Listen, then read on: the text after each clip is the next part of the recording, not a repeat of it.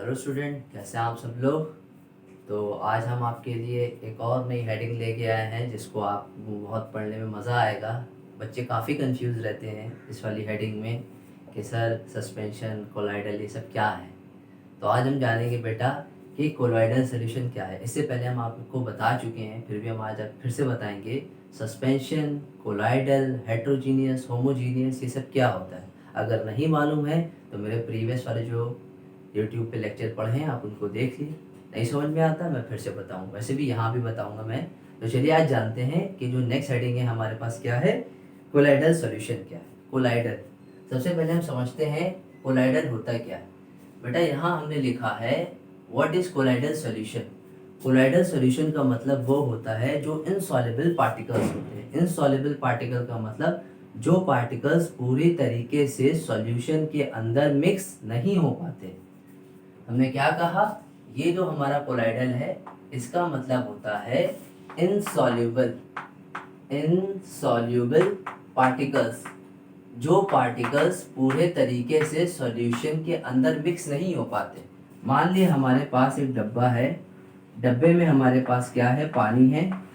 उस पानी के अंदर थोड़ा सा हमने मिल्क ऐड कर दिया है। क्या, मिल्क ऐड कर दिया। अब वो देखेंगे जो पार्टिकल्स हमारे मिल्क के उस वाटर के अंदर ऐड हुए हैं, किसके अंदर ऐड हुए हैं, वाटर के अंदर, वो पार्टिकल हमारे पूरी तरीके से मिक्स हो गए या इनसॉल्युबल है। तो जो इनसॉल्युबल होगा उसे कहते हैं हम लोग क्या, कोलॉइडल सॉल्यूशन कहते हैं। यानी कि ब्लड और वाटर इसका सॉल्यूशन बनता है तो क्या होता है, कोलॉइडल होता है। कोलॉइडल मतलब ऐसा समझिए धुंधला धुंधला दिखाई देता है। जैसे कि हम क्या करते हैं, ये मिल्क हुआ और ये वाटर हुआ, हम वाटर में मिल्क मिला रहे हैं तो कैसा दिखेगा, धुंधला दिखेगा, साफ नहीं दिखेगा। मिल तो जाएगा, मिक्स तो हो जाएगा, हमें लगेगा मिल तो जाएगा वो, ठीक है, पूरी तरीके से डिजॉल्व हो जाएगा। लेकिन यहाँ पे बेटा क्या होगा कि ये सॉल्यूशन जो होगा इनसॉल्युबल पार्टिकल्स है। पार्टिकल्स पूरी तरीके से इसमें इनसॉल्युबल है।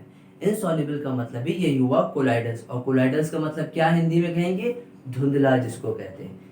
तो यहाँ पे पहले इसकी हेडिंग पढ़ते हैं। कोलाइडल का मतलब समझ गए, कोलाइडल का मतलब धुंधला, जो धुंधला धुंधला दिखाई दे, सॉल्यूशन जिसका धुंधला दिखे, एकदम ब्लर टाइप का दिखे। इनसॉल्युबल पार्टिकल, पार्टिकल पूरी तरीके से उस सॉल्यूशन के अंदर मिक्स ना हो पाए। तो व्हाट इज कोलाइडल सॉल्यूशन, बेटा क्या कहता है, कोलाइडल सॉल्यूशन यहाँ पे कह रहा है कि the particles of a colloid are uniformly spread throughout the solution due to relatively, फिर से एक बार बता रहे हैं, the particles of a colloids are uniformly spread throughout the solution due to relatively smaller size of a particle as compare to that of a suspension the mixture appear to be homogeneous but actually colloidal solution is heterogeneous. क्या कह रहे हैं, हमने कहा जो हमारे particles होते हैं कोलॉइड्स के, यानी कि कोई सॉल्यूशन हमने बनाया तो उसके जो पार्टिकल्स होंगे यूनिफॉर्मली का मतलब बताया था कि एक जैसे होना चाहिए।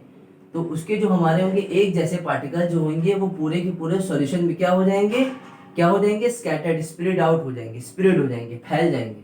Due to relatively smaller size of particle, क्योंकि उसके साइज पार्टिकल कैसा है, छोटा है, इसलिए पूरे सॉल्यूशन में पार्टिकल फैल जाएंगे। ये मिल्क है, ये वाटर है, इसमें डालेंगे पूरी तरीके से फैल जाएंगे, क्योंकि एक जैसा है, यूनिफॉर्मली। ऐसा नहीं कि यहाँ पे प्रॉपर्टी अलग यहाँ पे अलग, नहीं, पानी मिल्क एक साथ डाला, दोनों को मिलाया, डिसॉल्व किया, दोनों स्प्रेड हो गए due to relatively smaller size of particle, क्योंकि छोटे छोटे पार्टिकल हैं।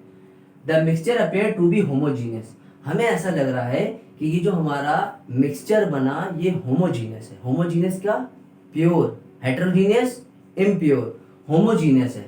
लेकिन एक्चुअली में कोलाइडल सॉल्यूशन जो होता है हेट्रोजीनियस होता है। सर ये बात समझ में नहीं आई। ये बात ऐसा समझिए कि हमें लग रहा है होमोजीनियस और हेट्रोजीनियस की हम पढ़ा चुके हैं डेफिनेशन, फिर भी हम बता रहे हैं आपको। अगर ना समझ में आए तो वहाँ पे जाके और अच्छे से देखिएगा मेरे प्रीवियस लेक्चर पे। तो होमोजीनियस का मतलब होता है जो पूरी तरीके से सॉल्यूशन में मिल जाए। देखिए यहाँ पे मिल्क और वाटर है, हमने इसको डाला और अच्छे से इसको डिजॉल्व किया, स्टिर करने के बाद ये पूरी तरीके से मिल गया। हमें लगा सर ये पूरे के पूरे पार्टिकल्स छोटे छोटे भी थे, हेडिंग में ये भी बता रहा है, और वाटर के भी मॉलिक्यूल्स जो वो भी छोटे छोटे आपस में मिल गए और पूरे स्प्रेड हो गए। सर ये तो पूरा हो जाना चाहिए हमारा, क्या, होमोजीनियस हो जाना चाहिए। हमें ऐसा लग रहा है कि ये होमोजीनियस है, पूरे पार्टिकल मिल गए हैं, वाटर मॉलिक्यूल्स के भी और मिल्क के भी हमारे पार्टिकल्स कहते हैं छोटे छोटे हैं और आपस में मिक्स होके मिल गए, पूरे डिजॉल्व हो गए, हमारे हिसाब से होमोजीनियस। लेकिन ऐसा नहीं है, होमोजीनियस नहीं है। हमारे जो पार्टिकल हैं, अगर इसको हम देखेंगे, इस पे एक एक्सपेरिमेंट करेंगे, हम आगे बताएंगे फिर टिंडल इफेक्ट, तो उस जरिए उसकी वजह से हमें यहाँ पे ये पता चला कि ये जो हम होमोजीनियस जिसको समझ रहे हैं, ये वाले पार्टिकल्स के अंदर जो मिले हैं हमारे, होमोजीनियस समझ रहे हैं, लेकिन एक्चुअली में कोलाइडल सॉल्यूशन धुंधला होता है। और धुंधला क्या हमारा, यानी कि ब्लर होता है, पूरी तरीके से साफ क्रिस्टल क्लियर नहीं होता है। तो क्या वो होमोजीनियस होगा? होमोजीनियस अगर होता तो हम कहते हैं कि वाटर और सॉल्ट ले लिए, उसको स्टिर करिए और पूरी तरीके से क्या होगा, वाटर के मॉलिक्यूल और नमक पूरा हमने क्या होगा उसमें डिसॉल्व हो जाएगा। लेकिन यहाँ पे क्या होगा, अगर एक डिब्बे में मिल्क लेंगे और वाटर लेंगे, उसको ऐड करेंगे, तो ये छोटे छोटे पार्टिकल आपस में मिल जाएंगे और जो वाटर होगा फिर क्रिस्टल क्लियर नहीं होगा। हो तो रहा है होमोजीनियस, लेकिन वो होमोजीनियस नहीं होगा, प्योर फॉर्म में नहीं होगा। वो क्या होगा, हेट्रोजीनियस होगा, इम्प्योर फॉर्म में होगा, क्योंकि इनके पार्टिकल्स हैं तो छोटे इनके पार्टिकल्स, लेकिन वो हमारे इनसॉल्युबल हैं, पूरी तरीके से मिक्स नहीं हो रहे। तो जब भी आप देखते हैं कि पानी में अगर आप हल्का सा 2-3 ड्रॉप्स, जितना पानी आपने लिया उसी के हिसाब से आप मिल्क ऐड करते हो, स्टिर करते हो, तो क्या वो पूरे का पूरा क्या होता है, सॉल्युबल होता है, धुंधला दिखाने लगता है, पूरा जो पानी होता है ब्लर हो जाता है, हमें कुछ साफ साफ दिखाई नहीं देता, तो उसको इनसॉल्युबल कहेंगे। होमोजीनियस है, मिक्स हो गया मान रहे हैं, लेकिन वो एक्चुअल में हेट्रोजीनियस है। ये आप अपनी एनसीईआरटी में देखिएगा, लिखा होगा। फिर इसका एग्जाम्पल क्या दिया, मिल्क और वाटर। अभी हमने आपको बताया, मिल्क और वाटर लिया, मिल्क और वाटर हमने ऐड करा, यहाँ पे वाटर लिया, इसमें मिल्क लिया, इसको ऐड करा, यहाँ पे क्या होगा, मिल तो जाएंगे सारे पार्टिकल, लेकिन क्या होगा, वो हमारा हेट्रोजीनियस होगा। और एग्जाम्पल बताइए, अगर इससे पहले हमने आपको पढ़ाया था एक्टिविटी 2.2 में, ये लेक्चर के पीछे जाइएगा थोड़ा, एक्टिविटी 2.2 में देखिएगा, वहां पे लिखा था मिल्क और इंक। हमने 4 वहां पे एक्सपेरिमेंट बताए थे, 4 डिब्बे बनाए थे, और 4 में से जो ग्रुप डी वाला था, डी वाले में ग्रुप में क्या था सर, मिल्क और इंक था। एक में यहाँ पे हमने क्या ले लिया, हमने यहाँ पे ले लिया, इसमें इस डिब्बा लिया, इस डिब्बे में क्या लिया हमने, इस डिब्बे के अंदर हमने लिया यहाँ पे मिल्क लिया और इंक ले ली। अब जब आप ये दोनों बेटा मिलाओगे, मिल्क और इंक को आपस में मिलाओगे, डिसॉल्व हो जाएगा पूरी तरीके से, लेकिन क्या वो पूरी तरीके से क्रिस्टल क्लियर दिखेगा? नहीं दिखेगा, ब्लर दिखेगा। इनसॉल्युबल पार्टिकल, और इनसॉल्युबल वाले को कहते हैं धुंधला, और इंग्लिश में कहते हैं कोलॉइडल सॉल्यूशन।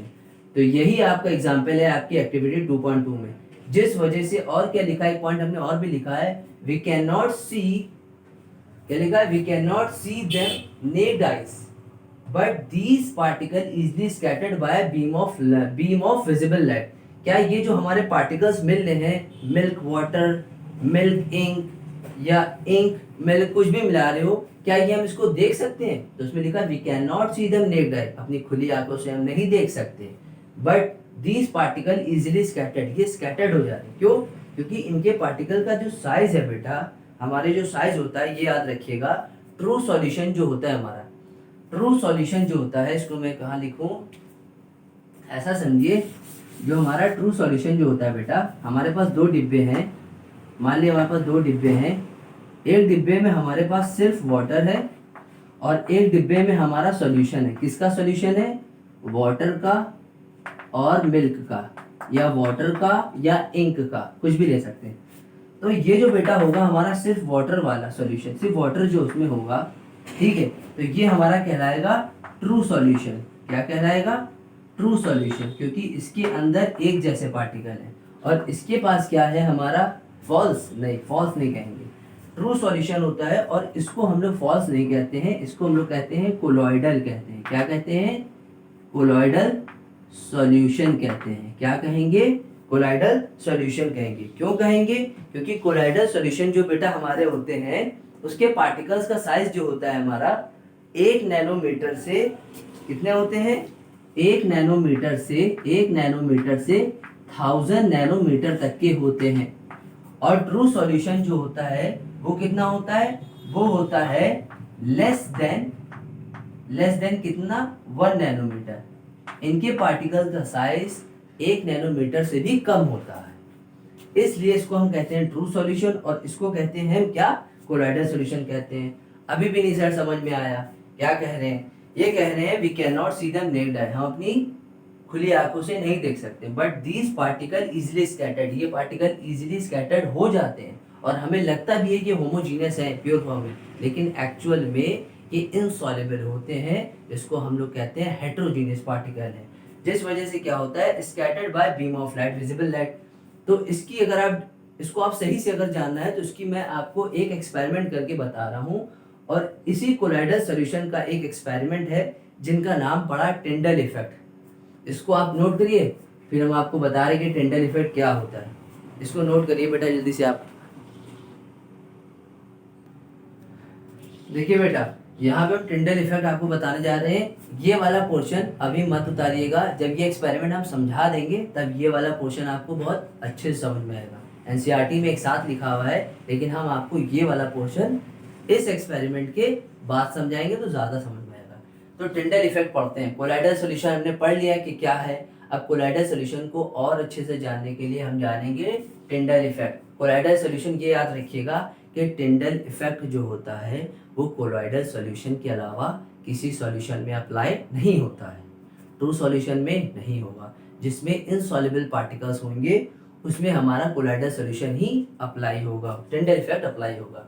तो टिंडल इफेक्ट के ऐसा मानिए, एक हमारे पास एक टॉर्च है, ठीक है, एक टॉर्च है। ये टॉर्च से क्या कर रहे हैं, दो बीकर रखे हुए हैं। एक बीकर हमारे पास, एक ये बीकर है हमारे पास, बीकर ए, और एक हमारे पास बीकर रखा हुआ है बीकर बी, ठीक है। इसके अंदर हमने कहा है, इसके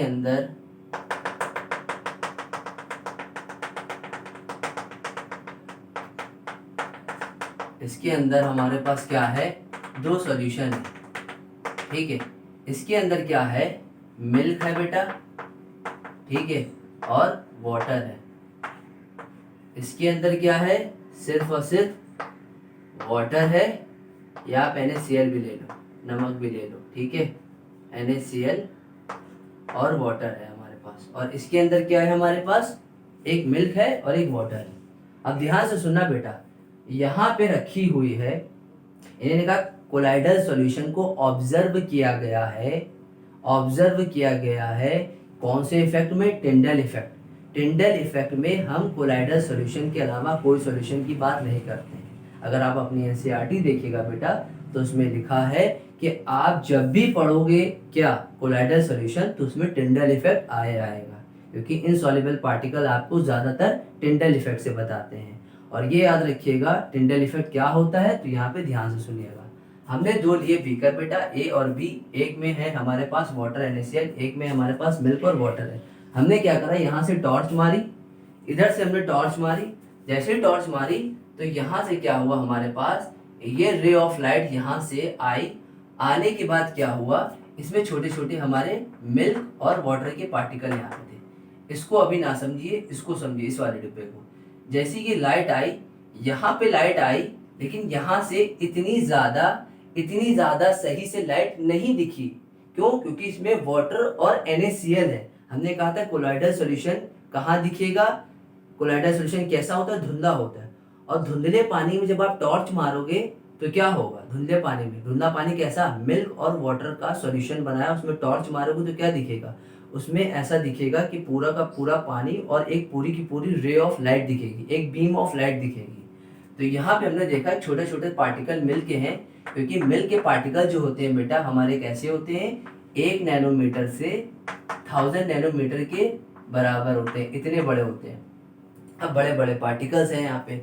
अब जैसी ही रे ऑफ लाइट यहाँ से आई, टॉर्च के जरिए से मारी, तो ये वाले पार्टिकल्स पे जैसी पड़ेगी, मान लीजिए मिल्क का पार्टिकल मैं आपको थोड़ा सा बड़ा करके दिखा रहा हूँ, तो ये क्या होगा, ये क्या करेगा, मिल्क का पार्टिकल इस डायरेक्शन में, ये मिल्क का पार्टिकल है, कोई एक रे ऑफ लाइट आई यहाँ से, तो ये इधर रे ऑफ लाइट जाएगी, इधर जाएगी, एक बीम ऑफ लाइट ये छिधर जाएगी, स्कैटर्ड हो जाएगी, फैल जाएगी पूरी तरह। जैसे ही आप यहाँ से टॉर्च मारोगे तो यहाँ पे क्या होगा, इसका बाद में बताएंगे। तो यहाँ पे हमारा दिखाई नहीं देगा क्योंकि ये ट्रू सॉल्यूशन है। इसका हमारा जो पार्टिकल का साइज होता है 1 नैनोमीटर होता है, लेस देन, ठीक है, लिख दे रहे हैं लेस देन होता है। और यहाँ पे नहीं दिखाई दे रही। क्यों नहीं दिखाई दे रही बताएंगे। यहाँ पे क्या हुआ, जो मिल्क का एक पार्टिकल है हमारा बेटा, ये एक इधर स्कैटर्ड करेगा, इधर स्कैटर्ड करेगा, इधर करेगा, पूरी डायरेक्शन में स्कैटर्ड हो जाएगा।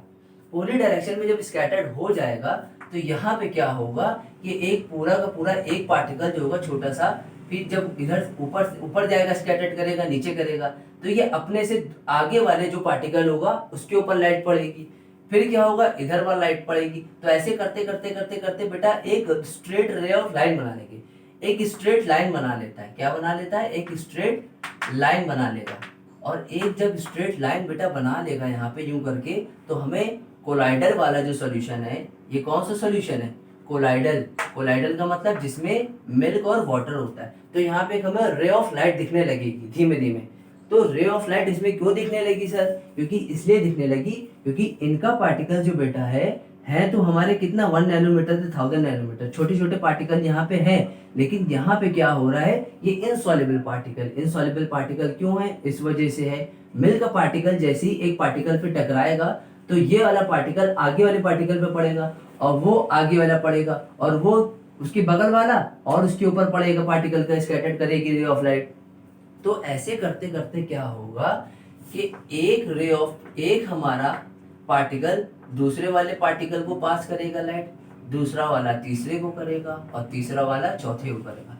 तो इससे एक पूरी की पूरी स्ट्रेट लाइन बन जाएगी। स्ट्रेट लाइन जैसे ही बनेगी तब क्या होगा, उसमें जो लाइट होगी हमारी वो कैसी हो जाएगी, स्कैटर्ड हो जाएगी, फैल जाएगी। फैल जाने के बाद यहाँ पे क्या होगी, अगर आप देखेंगे किसी भी ऑब्जेक्ट यहाँ पे कोई रखा हुआ है, उसके ऊपर आप यहाँ से लाइट मार रहे हो, यहाँ से आपने लाइट मारी, तो यहाँ से लाइट मारते मारते जैसे ही आएगा तो यहाँ पे आपको एकदम एग्जैक्ट लाइट दिखेगी। मान लीजिए वो कोई भी लाइट हो सकती है, आप लेजर लाइट यहाँ से मार रहे हैं तो यहाँ पे आपको लेजर लाइट यहाँ पे दिखाई देगी। लेजर लाइट यहाँ पे दिखाई देगी क्यों, क्योंकि ये पार्टिकल दूसरे वाले पार्टिकल को पुश करके आगे डायरेक्शन में भाग रहे हैं, स्कैटर्ड कर रही है लाइट, और ये वाले इसको कर रहे हैं, तो एक स्ट्रेट ऑफ लाइन बनेगी और एक सीधी लाइन आपको यहाँ पे दिखेगी। मान लीजिए हम यहाँ पे खड़े हुए देख रहे हैं तो हमारे ऊपर सीधी लाइन दिखेगी यहाँ पे, और सीधी लाइन दिखने के बाद बेटा क्या होगा यहाँ पर कि ये पूरा का पूरा इसमें फैल जाएंगे, पूरा हर डायरेक्शन में फैल जाएंगे। हमारे जितने भी पार्टिकल हैं यहाँ पे हर डायरेक्शन में फैल जाएंगे। हर डायरेक्शन में फैल जाने के बाद बेटा यहाँ पे क्या होगा कि इसमें जो है हमारे पास, ये ध्यान से दिएगा, इसमें जैसे जब ये फैल जाएंगे तो हमें ऐसा लगेगा ये होमोजीनियस है, लेकिन होमोजीनियस नहीं, ये हेटेरोजीनियस है। क्योंकि यहाँ पर बेटा पार्टिकल का साइज यहाँ पे किसका, मिल्क का कैसा है, हमारे बहुत ही छोटे छोटे पार्टिकल हैं। लेकिन अगर आप मिल्क के पार्टिकल को जूम करके देखोगे तो इसके कंपैरिजन में ये हमारे बड़े बड़े हैं, और ये एक दूसरे को लाइट क्या करेंगे, ट्रांसफर कर करके आगे भेजेंगे, और यहाँ पे हमको एकदम सटीक एकदम स्ट्रेट लाइन दिखेगी। लेकिन क्रिस्टल क्लियर वाटर में NaCl आप डाल के स्टिर करोगे तो उसमें नहीं दिखाई देगा। क्यों, क्योंकि इसका पार्टिकल का साइज लेस देन 1 नैनोमीटर है, और यहाँ से जब आप मारोगे रे ऑफ लाइट तो ये पार्टिकल एक दूसरे पे क्या होगा, कभी कभी क्या होगा, इस वाले भी कॉन्सेप्ट में सुन लिए, इसमें भी क्या होगा, ये छोटे छोटे पार्टिकल हैं, ये छोटे छोटे पार्टिकल थे, एक पार्टिकल दूसरे पार्टिकल को छिद्रा के एक क्या कर रहा है, डायरेक्शन सबकी अलग अलग जा रही है और स्कैटर्ड कर रहा है लाइट को। तो स्कैटरिंग ऑफ लाइट, इसका एक फिनोमिना आया, इसका एक प्रोसेस आया जिसको हम कहते हैं स्कैटरिंग ऑफ लाइट। और स्कैटरिंग ऑफ लाइट किस में दिखती है, टिंडल इफेक्ट में दिखती है। इसमें क्या होगा बेटा, इसमें भी हमारे क्या होगा, क्रिस्टल क्लियर होगा, लेकिन इसमें भी क्या हमारी लाइट स्कैटर्ड होगी, जो इसमें हुआ है क्या लाइट इसमें स्कैटर्ड होगी, लेकिन डिपेंड करेगा कि इसमें कितना बड़ा पार्टिकल का साइज है, कितना बड़ा अमाउंट में पार्टिकल का साइज है। ऐसा नहीं है कि इसमें नहीं होगा। अगर मान लीजिए छोटा सा भी इसमें पार्टिकल NaCl का घूम रहा होगा तो एकदम से जैसे इसके ऊपर लाइट पड़ेगी तो वो वाला पोर्शन ज़्यादा चमकने लगेगा। जब ज़्यादा चमकने लगेगा तो क्या होगा, हल्की हल्की लाइट हमें यहाँ पे दिखाई देगी, लेकिन स्ट्रेट ऑफ लाइन जितनी डार्क इसमें थी इतनी डार्क इसमें नहीं बनेगी। क्यों, क्योंकि यहाँ पे पूरे पार्टिकल पानी में मिल्क के छिदर गए हैं, और एक पार्टिकल अपने अंदर लाइट को एब्जॉर्ब कर रहा है, एब्जॉर्ब करने के बाद दूसरे पार्टिकल को ट्रांसफर कर रहा है, वो अपने अंदर एब्जॉर्ब करके वो तीसरे वाले को कर रहा है, चौथे वाले को कर रहा है। ऐसे करते करते करते इसमें पूरी स्ट्रेट लाइन दिखेगी, लेकिन इसमें स्ट्रेट लाइन पूरी नहीं दिखेगी, लेकिन डिपेंड करेगा कि कितने अमाउंट में यहाँ पे पार्टिकल यहाँ पे घूम रहा है और कितना बड़ा है पार्टिकल या कितना छोटा पार्टिकल है, तो उसमें ये होगा। अब आप देखते हैं एक एग्जांपल आपको बता रहे हैं, यहाँ पे लिखा है कि टिंडल इफेक्ट। अब देखिएगा यहाँ पे Tyndall effect can observe when a fine beam of light enter a room through a small hole. This happened due to scattering of light the particles of dust and smoke in the air. इसका मतलब समझिए, यहाँ से आता है, तभी तो कह रहे हैं कि हमारी स्कैटरिंग ऑफ लाइट जो है हमारी किसमें ऑब्जर्व हो रही है, टिंडल इफेक्ट में। टिंडल इफेक्ट जो है हमारा वो ऑब्जर्व कर रहा है जब कोई भी एक बीम ऑफ लाइट आती है। मान लिया हम इस रूम में खड़े हैं, आप जहाँ स्टडी कर रहे हो वो रूम में आप बैठे हुए हो, उस रूम में कोई हल्का सा एक होल है। अगर मान लो पूरा रूम हम आपका डार्क है, एकदम लाइट वाइट बंद करे हुए हो और छोटा सा होल है, तो उस होल से जब कोई लाइट आएगी तो आपको एक रे ऑफ लाइट पूरी सीधी की सीधी दिखाई देगी और वहाँ पे छोटी छोटी छोटी छोटी उसके अंदर जो डस्ट पार्टिकल होंगे पूरे के पूरे ऑब्जर्व होंगे। जो ऑब्जर्व हो रहे हैं आपको बेटा वहाँ पे डस्ट पार्टिकल क्यों ऑब्जर्व हो रहे हैं, क्योंकि एक डार्क रूम में आप बैठे हुए हो, एकदम लाइट वेट ऑफ करे हुए, और अगर छोटा सा भी अगर होल होता है ना, तो वहाँ से बाहर से जब कोई लाइट अंदर घुसती है उसके अंदर, तो एक पूरी रे ऑफ लाइट आपको दिखाई देगी कि हाँ एक रे ऑफ लाइट आ रही है, उसके डस्ट पार्टिकल भी आपको दिखेंगे। इसी इफेक्ट को हम लोग कहते हैं स्कैटरिंग ऑफ लाइट। और स्कैटरिंग ऑफ लाइट किस में आता है, टिंडल इफेक्ट में आता है। आप देखोगे एनसीईआरटी में तो उसमें लिखा रहेगा Tyndall effect observed when sunlight passes through the canopy of a dense forest. Canopy, canopy का मतलब होता है बेटा, कैनोपी का मतलब होता है ऊंचे ऊंचे पेड़, ऊंचे ऊंचे जो पेड़ होते हैं, ट्री होते हैं, ऊंचे ऊंचे जो पेड़ होते हैं, ट्री होते हैं, उन्हें कहते हैं कैनोपी। जंगल में आप देखोगे सुबह सुबह का जब टाइम होता है तो जंगल में जो बड़े बड़े पेड़ होते हैं, जब सूरज निकलता है तो सूरज जब निकलता है तो वहां पे क्या होता है, एक रे ऑफ लाइट उन पेड़ों के बीच से कट करती हुई आ रही होती है। कैनोपी उसी को बोलते हैं, ऊंचे ऊंचे पेड़। जब वहां पे आती है तो हम लोग उसके डस्ट पार्टिकल जितने भी उस एयर में, जितने भी एटमॉस्फेयर में प्रेजेंट होते हैं पार्टिकल, वो सब दिखाई देने लगते हैं। किस वजह से, क्या इफेक्ट होता है, उसमें पार्टिकल का साइज बड़ा होता है। और क्या होता है, पार्टिकल का साइज बड़ा होता है, और पार्टिकल के साइज बड़े होने पे जब उस पर लाइट पड़ती है तो एक से दूसरा, दूसरे को तीसरा, वो एक दूसरे को क्या करते हैं, छिदड़ देते हैं। छोटे छोटे पार्टिकल्स क्या होते हैं, छोटे छोटे पार्टिकल्स आपस में पूरी लाइट को डायरेक्शन में छिदड़ देते हैं। उसी को हम लोग कहते हैं स्कैटरिंग ऑफ लाइट। और स्कैटरिंग ऑफ लाइट ऑब्जर्व किस में करते हैं, टिंडल इफेक्ट में। अगर आप पूरा नाम जानना चाहते हैं तो इनका पूरा नाम जो होता है वो है जॉन टिंडल इफेक्ट के नाम से जाना। और ये किसने ऑब्जर्व किया था, जॉन टिंडल ने ऑब्जर्व किया था। और भी जानना चाहते हो तो आप देखो कि मट्टी वगैरह जब हवा चलती है तो उसमें मट्टी वगैरह डस्ट पार्टिकल होते हैं। अगर कोई मान लो आप कहीं ऐसी जगह पे गए जहाँ पे बहुत ज़्यादा धूल डस्ट वगैरह चल रही है, आप अपनी बाइक से खड़े हो, मान लो पूरा एकदम डस्ट पार्टिकल उड़ रहे हैं और आपकी बाइक की हेडलाइट ऑन है, तो आपको वो जो रे ऑफ लाइट है, आपकी बीम ऑफ लाइट है, वो जो उसमें पार्टिकल उड़ रहे होंगे आसपास आपके हवा में, तो वो आपकी हेडलाइट पूरे उस पार्टिकल को दिखाने लगेगी, दिखने लगेंगे कि कितने बड़े। ऐसा नहीं है नेक्ड आई से दिखने लगेंगे, लेकिन अगर हमारा कोई कोलाइडल सोल्यूशन होगा तो वो दिखेगा नहीं, ठीक है, नेक्ड आई से नहीं देख सकते आप ऐसा नहीं। इसमें आप अगर आप देखोगे जूम करके इसमें, या आप बहुत ही और से देखोगे, तब आपको वो चीज़ दिखाई देने लगेगी। तो बेटा इसको नोट करिए फिर जल्दी से। अब देखिए बेटा, हमारे पास जो कोलाइडल सॉल्यूशन को पढ़ लिया, टिंडल इफेक्ट पढ़ लिया, टिंडल इफेक्ट क्या होता है। अब उसकी हम बात करते हैं, कुछ प्रॉपर्टीज़ की बात करते हैं कि कोलाइडल्स या कोलाइडल सॉल्यूशन की प्रॉपर्टीज़ क्या क्या होती हैं। तो देखिए यहाँ लिखा है कोलाइडल सॉल्यूशन क्या होता है, हेट्रोजीनियस मिक्सचर होता है। अभी हमने बताया कि मिल्क और वाटर का जो सोल्यूशन होता है कैसा होता है, होमोजीनियस लगता है लेकिन पूरी तरीके से पार्टिकल डिजॉल्व नहीं हो पाते, जिस वजह से वो होमोजीनियस नहीं, एक्चुअली में हेट्रोजीनियस होता है। तो लिखा है हेट्रोजीनियस मिक्सचर है और उसका पार्टिकल का साइज कैसा होता है, बहुत ही छोटा होता है। इसलिए वो पूरी तरीके से हमारा क्या होता है, बहुत ही छोटा होता है, पूरे तरीके से हमारे क्या होता है, मिक्स हो जाता है। लेकिन वो क्या होता है, एक टाइम पे ऐसा आता है, वो कितना होता है, इसका साइज कितना होता है, अभी हमने बताया था 1 नैनोमीटर से 1000 नैनोमीटर के आसपास इसका पार्टिकल साइज होता है इतना, ठीक है। इतनी बात हो गई हमारी। फिर हमने कहा दे do not settle down when left undistributed, that is colloid. इसका मतलब क्या हुआ, इसका मतलब ऐसे समझिए, हमने जो एक डिब्बा लिया था, डिब्बे में जो पानी था हमारे पास, ठीक है, उसके अंदर पानी था हमारा, वाटर था और क्या था, मिल्क था। क्या आप मिल्क को इस वाटर के अंदर से, मिल्क और वाटर जो मिला हुआ है, क्या आप उसको हाथ से अलग अलग कर सकते हो? लिखा है दे डू नॉट सेटल डाउन।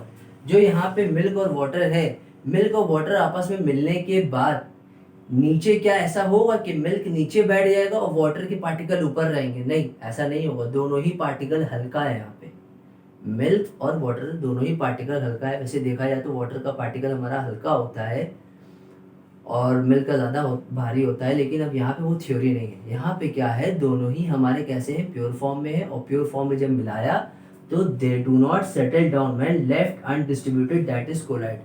जो हमारा बचेगा, जो अनडिस्ट्रीब्यूटेड होगा, पहली बात तो मिल्क और वाटर ऐसा नहीं है कि दोनों को मिलाएंगे और दोनों एक टाइम ऐसा आएगा कि वाटर पानी जो होगा ऊपर आ जाएगा और मिल्क पार्टिकल नीचे बैठ जाएंगे। कोई सॉलिड थोड़ी ना है। हाँ, हम ये कह सकते हैं जो बचेगा हमारा पार्ट, वो हमारा क्या कहलाएगा, जो पूरी तरीके से धुंधला दिखाई देगा, धुंधला दिखाई देगा। लेफ्ट अनडिस्ट्रीब्यूटेड, जो पूरी तरीके से मिक्स नहीं हो पाएंगे, धुंधला दिखाई देगा, उसको बोलेंगे क्या, कोलॉइड्स बोलेंगे। कोलॉइड्स बोलिए या कोलॉइडल बोलिए, एक ही बात है। तीसरा पॉइंट है हमारा, the particles of colloidal solution can not be separated from the mixture by the process of filtration, but special technique of separate is known as centrifugation। हम क्या इस सॉल्यूशन को जो बनाए हैं, वाटर और मिल्क को, कोलाइडल सॉल्यूशन कौन सा होता है, water milk, blood plus ink, water plus क्या होगा, मिल्क होगा, या इंक आप ले सकते हो, वाटर प्लस इंक, ये भी कोलाइडल सॉल्यूशन है। तो यहाँ पे कह रहा है, क्या हम कोलाइडल सॉल्यूशन को, इन दोनों को मिलाने पे क्या हम अलग कर सकते हैं? मतलब ये कह रहे हैं पानी में मिल्क मिला है और उसको हाथ से अलग कर सकते हैं? कोई ऐसी टेक्निक है? नहीं। आप कर सकते हो? नहीं कर सकते हो। क्यों? क्योंकि दोनों ही पार्टिकल हमारे कैसे हैं, डिस्पर्स हो गए, बिखर गए हैं, एक दूसरे में मिल गए हैं। अलग थोड़ी ना कर पाओगे। आप कहेंगे सर फिल्ट्रेशन करके, फिल्ट्रेशन थोड़ी ना कर पाओगे। कोई सॉलिड पार्ट थोड़ी ना है कि हमने लिक्विड वाला पार्ट निकल गया नीचे से और सॉलिड वाला पार्ट ऊपर रह गया छन्नी में। नहीं, यहाँ पे क्या है, इन्होंने लिखा है can not be separated from the mixture, filtration के जरिए से नहीं करवा सकते। By the process of filtration नहीं करवा सकते। आप फिल्ट्रेशन कैसे करवाओगे?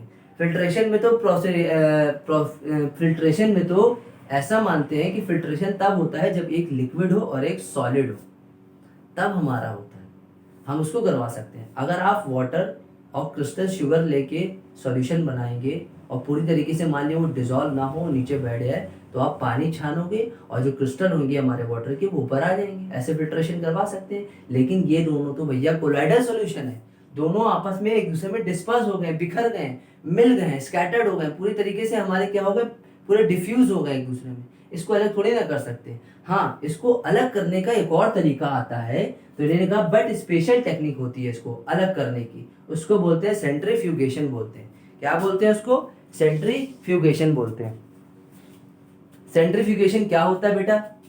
सेंट्रीफ्यूगेशन बेटा ऐसा समझिए कि सेंट्रीफ्यूगेशन में हमने ऐसे लिखा है, spin drying of water in washing machine.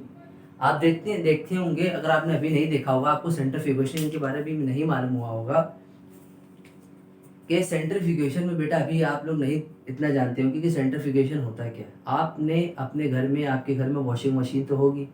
Washing machine में क्या होता है, आप कपड़े डालते हैं, अंदर जो रोटेटर होता है वो रोटेट करता है, स्पिन करता है। तो उस स्पिन को करने से क्या करता है, वो वाटर के अंदर जो पानी होता है कपड़ों के अंदर, उस कपड़ों का पानी को निचोड़ के बाहर फेंक देता है और उसको क्या करता है, कपड़ों को सुखा देता है। तो ऐसे ही एक मशीन होती है हमारी केमिस्ट्री लैब में, ठीक है। तो वहाँ क्या करता है, ये क्या करता है कि ये जो सॉल्यूशन होता है इसको हम रखते हैं एक टेस्ट ट्यूब में। टेस्ट ट्यूब लेते हैं, टेस्ट ट्यूब के अंदर दोनों का सॉल्यूशन डालेंगे, मिल्क और वाटर का, और उसको एक ऐसी मशीन आती है, ऐसी समझिए, ऐसी एक ऐसी तरीके से मशीन आती है, ठीक है। ये पूरी गोल गोल यूं होती है। इसके ऊपर आप देखते होंगे किचन वगैरह में जो ग्लास रखते हैं, जिसके ऊपर स्टैंड होता है, ग्लास रखने का स्टैंड, उस टाइप का होता है, हर एक ग्लास रखा होता है। वैसे एक ऐसी मेटल की एक मशीन होती है, यहाँ पे पूरी बंद होती है। उसके अंदर की जो टेस्ट ट्यूब वगैरह होते हैं, टेस्ट ट्यूब वगैरह इसके अंदर यूं फंसाते हैं, फंसा के जब यहाँ से ऑन करते हैं जुम जुम जुम करके नाचने लगती है। जब वो नाचने लगती है, स्पिन करने लगती है, उसी को कहते हैं सेंट्रीफ्यूगेशन कहते हैं। क्या कहते हैं? सेंट्रीफ्यूगेशन। जैसे कि वॉशिंग मशीन होती है, हमने सीधे एग्जांपल आपको वॉशिंग मशीन का दिया कि वॉशिंग मशीन में से क्या करता है, कपड़ों में से पानी को अलग कर देता है और कपड़ों को सुखा देता है, अलग कर देता है। तो वैसे ही हम वाटर और मिल्क कोलाइडल सोल्यूशन को अलग करने की एक स्पेशल टेक्निक आती है, ना कि फिल्ट्रेशन। कौन सी होती है वो होती है हमारी सेंट्रीफ्यूगेशन होती है। अब आता है हमारा यहाँ पे इसी का एक और एग्जांपल है एक्सट्रैक्शन ऑफ फैट। हम जैसे कि इसी का एग्जांपल है कि हम लोग एक्सट्रैक्ट कैसे करते हैं, फैट वगैरह कैसे मिलता है। Extraction of fat from the milk, milk से लेते हैं। एक्सट्रैक्ट कैसे करते हैं, हासिल कैसे करते हैं फैट्स को, मिल्क से करते हैं। In order to produce skimmed milk. Skimmed milk का मतलब ऐसा समझिए कि जो हमें फैट्स वगैरह चाहिए होता है बेटा, तो फैट्स वगैरह हम कैसे लेते हैं, फैट्स वगैरह हम ऐसे लेते हैं कि हम उसका करवाते हैं यहाँ पे क्या, ऐसे ही सेंट्रीफ्यूगेशन कराते हैं। अगर आप कहीं भी जाएंगे डेयरी प्रोडक्ट वगैरह पे, तो वहाँ देखेंगे जहाँ ये सब मिल्क वगैरह मिलता है, तो वो लोग क्या करते हैं, स्किम्ड का मतलब होता है कि वो जो फैट्स बनता है, यानी कि जिसको आप बोलते हैं, जैसे कि ऐसा समझिए कि जो ऊपर की जो लेयर होती है जिसको मलाई बोलते हैं, ठीक है, उसकी लेयर को ऊपर से क्या करते हैं ये लोग, एक्सट्रैक्शन कैसे करते हैं फैट का, ऊपर की जो लेयर जम जाती है, स्किम्ड का मतलब होता है ऊपर की लेयर को ये लोग उठा लेते हैं, उठा के वो फैट्स हमारा बाहर निकाल देते हैं। कैसे करते हैं, सेंट्रीफ्यूगेशन वैसे ही प्रोसेस होता है। अगर एक्सट्रैक्शन ऑफ फैट करना हो या आपको कोलाइडल सॉल्यूशन को अलग करना हो तो उसका एक टेक्निक होती है फिल्ट्रेशन, नहीं सेंट्रीफ्यूगेशन होता है। स्किम्ड का मतलब होता है कि मिल्क की लेयर ऊपर की जो होती है, परत जो होती है, उसको जब रिमूव्ड करते हैं सरफेस लेयर जब रिमूव्ड करते हैं किसकी, मलाई वगैरह की, उसको कहते हैं स्किम्ड मिल्क। एक्सट्रैक्शन फैट करना हो, कोलाइडल सॉल्यूशन को अलग करना हो, सेंट्रीफ्यूगेशन। फिल्ट्रेशन नहीं काम आएगा। ये हो गए प्रॉपर्टीज हो गई। अब आते हैं बेटा क्वेश्चन आंसर की तरफ। क्वेश्चन आंसर आपके दिए हुए हैं। क्वेश्चन आंसर दो हमने छोड़ दिए हैं। क्यों छोड़े हैं, क्योंकि वो दोनों क्वेश्चन के आंसर हम पहले बता चुके हैं। पूछा है डिफरेंस बिटवीन हेट्रोजीनियस होमोजीनियस, वो आप पहले वाले लेक्चर से देख लेना। और दूसरा जो क्वेश्चन दिया हुआ है उसमें कि सॉल्यूशन सस्पेंशन क्या होते हैं। सॉल्यूशन क्या होता है बता चुके हैं, सॉल्यूट और सॉल्वेंट से जो मिलता है, होमोजीनियस मिक्सचर होता है, यूनिफॉर्मली होता है। सस्पेंशन क्या होता है, हेट्रोजीनियस होता है। हेट्रोजीनियस सर क्या, हेट्रोजीनियस वो जो एक सॉल्युबल पार्ट होता है, पूरी तरीके से सॉल्युबल हो जाए, और दूसरा पार्ट सॉलिड जो पानी में नीचे आके बैठ जाए। जो नीचे आके बैठ जाता है उसको पीपीटी कहते हैं। बताया था ना हमने, या भूल गए सब? भूल गए होंगे तो जाके देखिए, अब हम दोबारा नहीं पढ़ाएंगे। वैसे भी यहाँ बहुत गर्मी हो रही है इस वजह से, ठीक है। तो नेक्स्ट क्वेश्चन जो हमारा थर्ड वाला क्वेश्चन है वो हम कराते हैं। आपको अगर याद हो तो हमने कुछ आपको फॉर्मूले लिखवाए थे। सर याद नहीं है, भूल गए, कोई बात नहीं। अगर याद नहीं है तो ये क्वेश्चन तो आपने देखा ही होगा। सर बोर्ड कैंसिल हो गए हैं तो 9 क्यों पढ़े हम? बोर्ड कैंसिल हो गए तो 9 क्यों पढ़े? सही बात है, लेकिन बोर्ड्स वाले तो बच गए। क्या पता आपके टाइम पे कोविड ना हो, आपके टाइम पे बेटा कोविड ना हो तो फिर आपको पढ़ना ही पड़ेगा, चाहे कुछ हो। तो चलिए देखते हैं क्वेश्चन क्या लिखा हुआ है यहाँ पे। लिखा हुआ है यहाँ पे टू मेक, हमने पूरा क्वेश्चन नहीं लिखा है, आप अपनी एनसीईआरटी देखिएगा, उसमें लिखा है to make saturated solution that that dash temperature. वहाँ पे किसी का मास दे रखा है, वहाँ पे मास दे रखा है, कुछ वैल्यूज दे रखी हैं, और कितने कितने टेम्परेचर पे दे रखा है वो भी दे रखा है। हमने आपको शॉर्ट फॉर्म में बता रहे हैं कि यहाँ पे उसका सॉल्यूशन जो आपका क्वेश्चन है वो हमने पूरा नहीं उतारा, हमने डैश डैश कर दिया, या आपको रीड करके बता दे रहे हैं। तो यहाँ पे क्वेश्चन जो लिखा है बेटा, to make a saturated solution 36 gram of sodium chloride, 36 gram sodium chloride दिया है, उसको हम लोग मिला रहे हैं 100 ग्राम के सॉल्वेंट में। सॉल्वेंट क्या है बेटा हमारे पास? सॉल्वेंट जो है बेटा वो हमारे पास वाटर है। वाटर कितना दिया है हमारा? 100 ग्राम दिया है। कितने टेम्परेचर पे? 293 केल्विन पे दिया है। टेम्परेचर बेटा कितना रखा है इन्हीं ने? टेम्परेचर रखा है 293 केल्विन। और इन्हीं ने ये 100 ग्राम क्या दिया है? ये दिया है सॉल्वेंट। और सॉल्वेंट क्या होता है? सॉल्वेंट वो होता है जिसकी अमाउंट ज़्यादा होती है, यानी कि ये क्या कहलाएगा? ये होगा वाटर, ज़्यादा ये होगा वाटर होगा। और 36 ग्राम क्या दिया है? 36 ग्राम दिया है NaCl। NaCl क्या? Sodium chloride. अब देखिए हमने मास ऑफ सॉल्यूट दिया है, हमने आपको दो फॉर्मूले बताए थे, अगर आपको याद हो, दो फॉर्मूले बताए थे। एक था मास से रिलेटेड, ठीक है, एक था मास से रिलेटेड और एक हमने बताया था आपको वॉल्यूम से रिलेटेड बताया था। ठीक है, मास से रिलेटेड का फॉर्मूला बताया था, कंसंट्रेशन या परसेंटेज ऑफ मास लिखिए, कंसंट्रेशन ऑफ अ सॉल्यूशन लिखिए is equals to mass of solute upon mass of solution हो जाएगा। क्या हो जाएगा? मास ऑफ सॉल्यूशन हो जाएगा। ये क्या हो जाएगा? इसका फॉर्मूला हो जाएगा इनटू 100 हो जाएगा। इसका अभी कोई काम नहीं है, इसका काम है यहाँ पे, इसका देख रहे हैं। तो इन्होंने पूछा मास ऑफ सॉल्यूट कितना दिया है, 36 ग्राम NaCl दिया है। सॉल्वेंट कितना दिया है? सॉल्वेंट यानी कि जो चीज अमाउंट ज्यादा होती है, ज्यादा यानी कि वाटर में मिलाया NaCl, कितना ग्राम? 100 ml। तो अब ये बताओ तो टोटल मास सॉल्यूशन कितना होगा? और सॉल्यूशन बनता किससे है? सॉल्यूशन बेटा जो बनता है, अगर आपको याद हो, SOL शॉर्ट फॉर्म में लिख रहे हैं। सॉल्यूशन बनता है बेटा सॉल्यूट को मिलाने पर और सॉल्वेंट को मिलाने पर, यानी कि सॉल्यूट और सॉल्वेंट को मिलाएंगे तो कितना आएगा? 136 ग्राम। बस फॉर्मूला लगा दो, concentration of a solution is equals to mass of a solute upon mass of a solvent. Solution यानी कि सॉल्यूट और सॉल्वेंट, हमने डायरेक्ट लिख दिया सॉल्यूशन इनटू 100। सॉल्यूट कितना दिया है? 36 ग्राम। सॉल्यूशन कितना दिया है? यानी कि इसको मिला के 136 ग्राम इनटू 100। आपका आंसर आ जाएगा बेटा क्या? 26.47 आपका आंसर आ जाएगा। बस इसमें कुछ नहीं करना था, इसमें क्वेश्चन आपको नोट करना था। तो इसको नोट करिए फिर जल्दी से बेटा, फिर हम आपको उसके आगे बताते हैं। नोट करिए। अब देखिए बेटा, हमारे पास जो नेक्स्ट हेडिंग आई है यहाँ पे, वो दी है separating the component of mixture. मतलब जो हम मिक्सचर हैं उनको अलग अलग कैसे करें।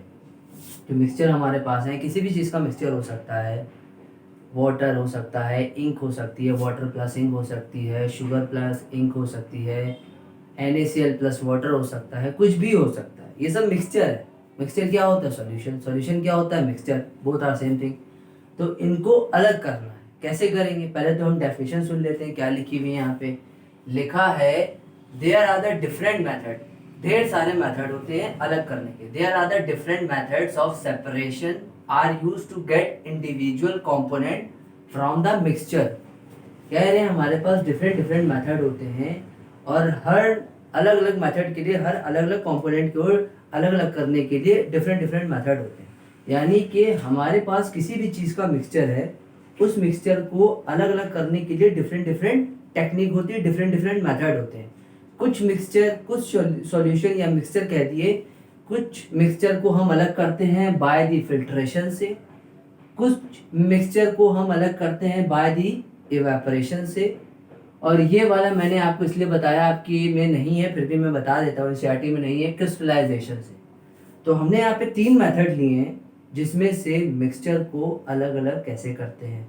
तो सबसे पहले आप अगर देखेंगे तो separating the component of mixture का मतलब यही है, इस डेफिनेशन का मतलब यही है, इस हेडिंग का मतलब यही है कि हमारे पास अलग अलग टाइप के अगर मिक्सचर हो तो उन सबको अलग अलग कैसे हम अलग अलग कर सकें, मिक्सचर को अलग अलग सेपरेट कैसे कर सके। तो उसके लिए अगर आप देखेंगे एक्टिविटी 2.4, और इस पे अभी ध्यान न दिएगा, पहले हम एक्टिविटी 2.4 बताते हैं। एक्टिविटी 2.4, यह काम करिए, इसको सुनिए पहले। फिल्ट्रेशन से स्टार्ट करते हैं। फिल्ट्रेशन क्या होता है? फिल्ट्रेशन का मतलब होता है सर छानना।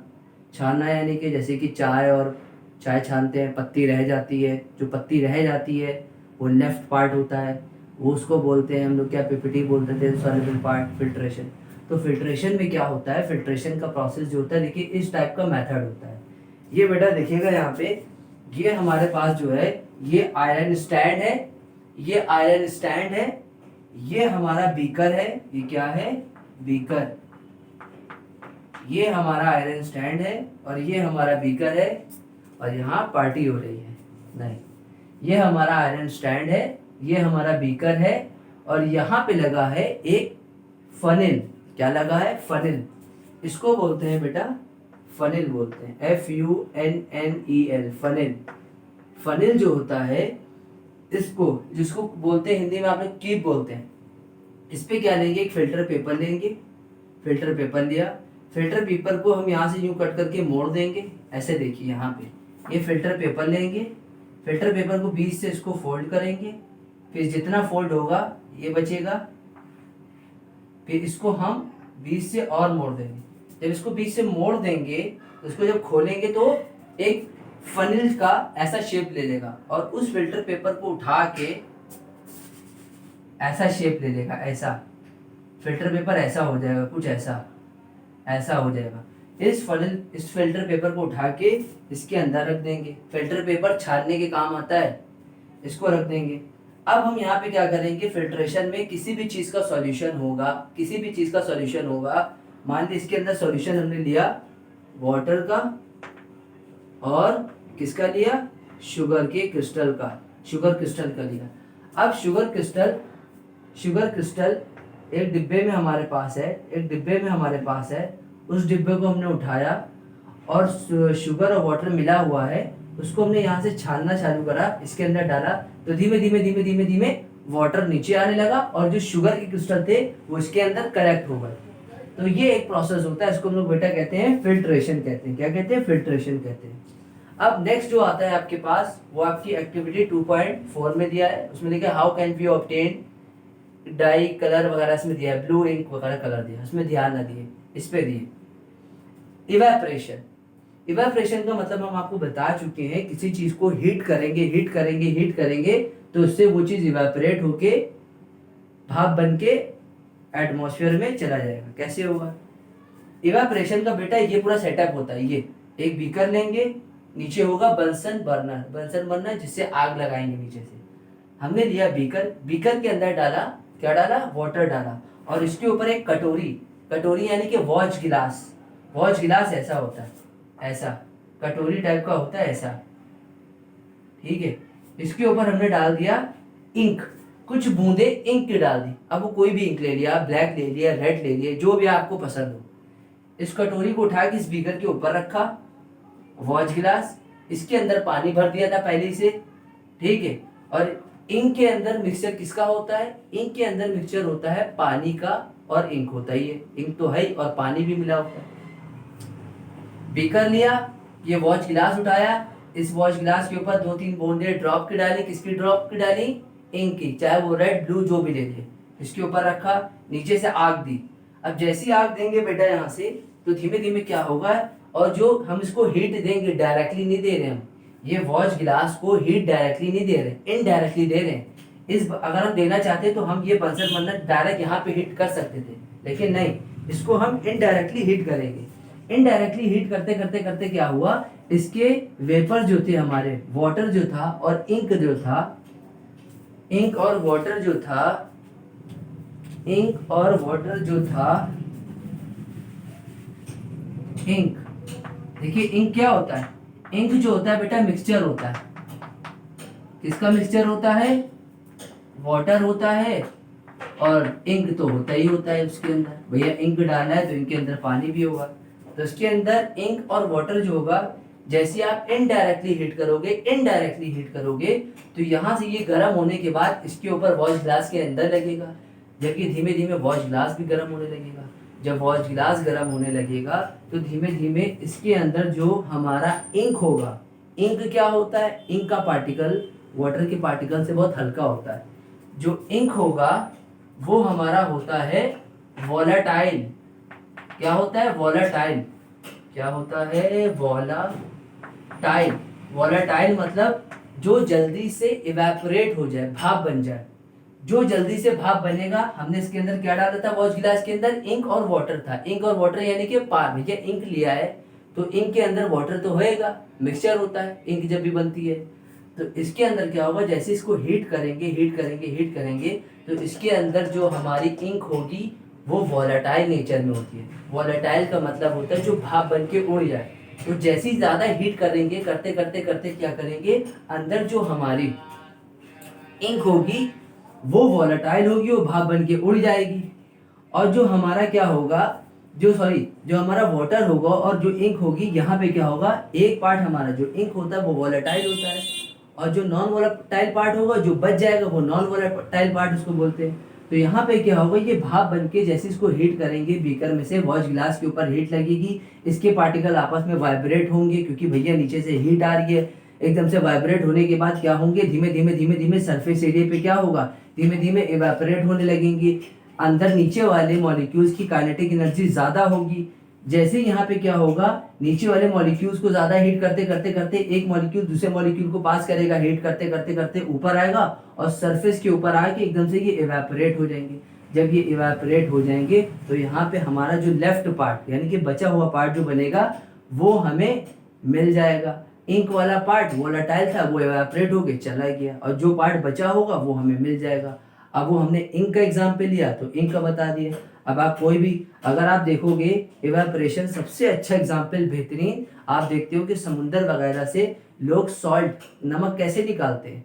सन रेज क्या होती है, हीट पड़ रही है सन की, सन रेज पड़ रही है, ठीक है, सन रेज पानी के ऊपर पड़ रही, समुंदर के ऊपर। और समुंदर में क्या होता है, क्या करते हैं, जब उसको हम लोग क्या करते हैं, एक ऐसा समझ लिए जब हम लोग वो सब सॉल्ट वगैरह को ऑब्टेन करते हैं तो कैसे करते हैं पता है, ये हमारा ये एक मान ली एक फील्ड है हमारी, ये क्या है, फील्ड है। इस फील्ड में कुछ हमारे पार्टीशन होते हैं, ठीक है। जब समुंदर का पानी हम क्या करते हैं,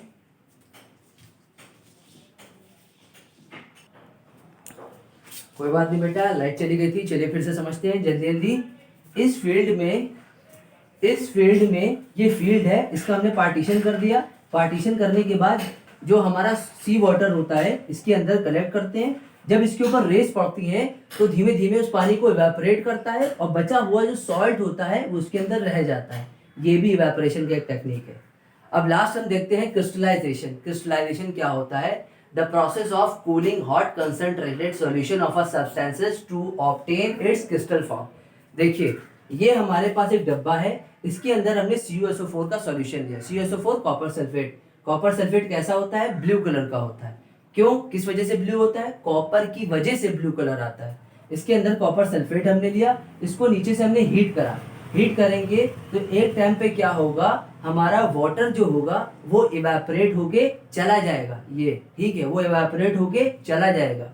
हीट करेंगे यहाँ से, इस डिब्बे को आप यहाँ से हीट करोगे बंसन बर्नर के जरिए से, तो उसको हीट करते करते करते क्या होगा, जो हमारा पानी होगा और CuSO4 का सॉल्यूशन जो होगा, CuSO4 कॉपर सल्फेट क्या कलर होता है, ब्लू होता है। तो क्या होगा, यहाँ पे हमारे पास बचेगा का कॉपर सल्फेट। वाटर इवेपोरेट हो गया, जो इवेपोरेट हो गया वो भाप बन गया और ये बचेगा, क्या बचेगा, CuSO4। इसको कहते हैं रेसिड्यू। रेसिड्यू क्या, रेसिड्यू का मतलब होता है जो बचा हुआ पार्ट होता है। फिर क्या करोगे, इस वाले पार्ट में जो सॉल्यूशन हमारा आया है, इस सॉल्यूशन के अंदर जो हमारा सॉल्यूशन पार्ट बचेगा, इसको आप क्या करोगे, जो लेफ्ट वाला पार्ट जो बचा वाला पार्ट है इसको आप और थोड़ा सा कूल कर दोगे। पहले हीट करा, हीट करने के बाद थोड़ा सा हमारा सॉल्यूशन बचा, उसके अंदर कॉपर सल्फेट भी होगा। फिर हम क्या करेंगे, जो बचेगा सॉल्यूशन उसको हम कूल करेंगे। फिर से कूल करने के बाद जो हमारा लास्ट पोर्शन जो बचेगा, कंसंट्रेटेड प्लस सैचुरेटेड। सैचुरेटेड का मतलब प्योर फॉर्म में जो हमारा बचेगा CuSO4। कब, जब इसको हम क्या करेंगे, CuSO4 के सॉल्यूशन को डिब्बे में लेंगे, इसको हीट करेंगे। हीट करने के बाद जब ये सॉल्यूशन आधा यहाँ तक बचेगा, आधा बचने के बाद क्या होगा, रेसिड्यू यानी कि बचा होगा। फिर उस पार्ट को हम कूल करेंगे। कूल करने के बाद जो हमारे पास आएगा क्रिस्टल फॉर्म में, उसको हम क्या कहेंगे, वो जो हमारा पार्ट होगा उसे कहेंगे यहाँ पे CuSO4 हमारा एकदम प्योर और सैचुरेटेड फॉर्म में मिल जाएगा। तो इसी प्रोसेस को हम कहते हैं क्रिस्टलाइजेशन। देखिए क्रिस्टलाइजेशन में क्या लिखा है, the process of cooling hot concentrated solution. पहले ये क्या था, CuSO4 का डिब्बा था, हीट करा, ये बचा, क्या बचा, कंसंट्रेटेड, क्या बचा हमारे पास, CuSO4 बचा, hot concentrated solution of a substances to obtain crystal form. अब यहाँ पे जो हमारे पास CuSO4 आएगा वो किस फॉर्म में आएगा, एकदम क्रिस्टल फॉर्म के बच जाएगा। तो यहीं तक रखते हैं, नोट कर लिया इसको बेटा, थैंक यू।